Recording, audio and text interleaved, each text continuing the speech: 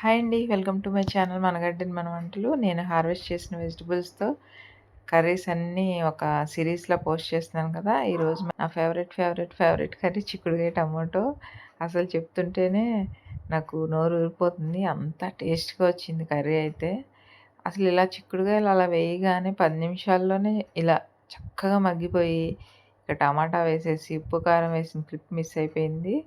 So, ఒక్కసారి ఉప్పు అలా చూస్తే నోట్లో అయితే నీళ్ళొచ్చేస్తున్నాయి. ఇంకా ఆగడం కష్టం అని చెప్పి చక్కగా వేడి వేడి అన్నం, కొంచెం కరివేపాకు, మునగాకు కలిపిన పొడి, తర్వాత నా ఫేవరెట్ కర్రీ చిక్కుడుకాయ టమాటా. బోలెడంత కూర వేసుకొని అందులో సగం కూర నేనే తినేసాను. అంత బావుందనమాట.